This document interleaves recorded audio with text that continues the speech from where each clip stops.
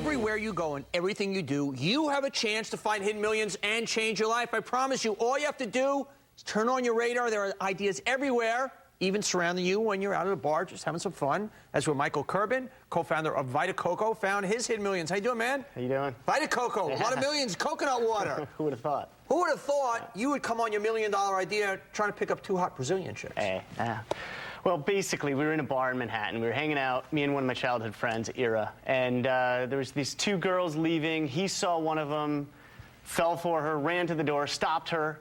She was Latin, blonde hair. He said, "Shakira?"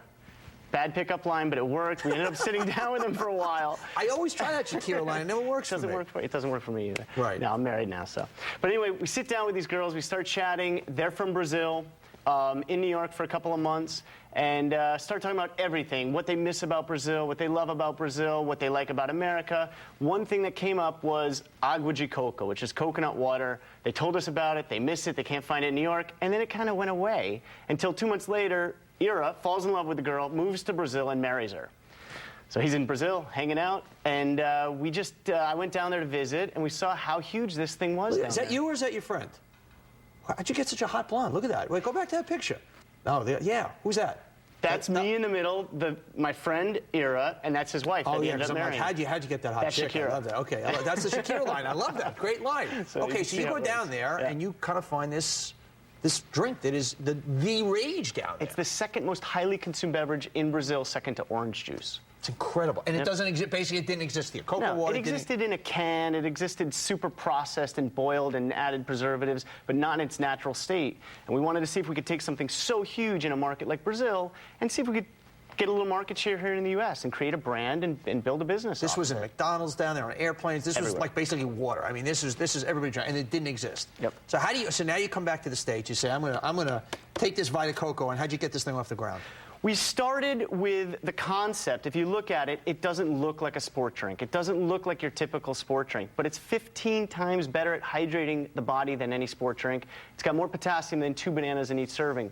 So we wanted to create something that looked tropical, looked like Brazil. We wanted to sell a vacation in a bottle, basically, like Corona does. Right. And this it turned into the functional aspect, which is all about the sport drink. And that's what really made the product take off, is the functionality. And now people, the Pittsburgh Penguins, Kelly Slater, a marathonist who's a good friend of both of ours, Jesse Itzler. Sure. All these people order the product by the case, and they drink it like crazy, and they drink it instead of sport drinks. You're never in the beverage business, so now you go, okay, wait a second. Brazil, very kind of, obviously, very fashionable place, very cool place.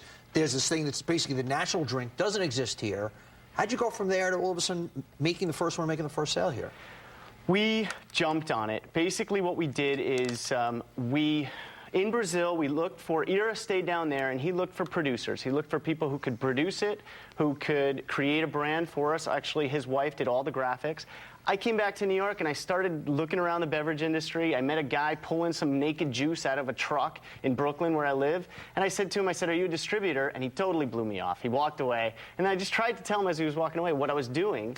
Ignored me, came into a store, followed me into the store, and said, tell me about what you're doing. And then we started talking. He became our first distributor, introduced me to others, and the brand just really, we got Whole Foods, and that was the key. And the first time you tried it, though, for a retailer, he described it as what? Sock water. He drank it and said, tastes like sock water. Nice. I was out hitting retailers, rollerblading from store to store, trying to get as many stores as possible, give it to a guy as a sample.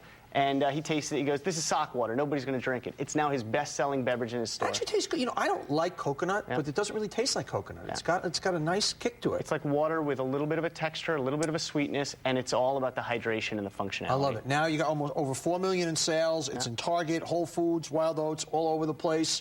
So your case, man, the hidden millions was just trying to pick up hot babes. That's all it is. And sitting on a beach in Brazil. What a great thing. It's easy. And does the Shakira line also worked also? I guess I'm going to try that, but I guess she's got to be blonde. Okay, I like that. Great story, my man. Thanks Vita Coco. And he's still down there in Brazil. He's down in Brazil. With the beautiful woman, and you're doing all the work up here. You believe it? Michael Kirban, co-founder of Vita Coco. More big ideas straight ahead.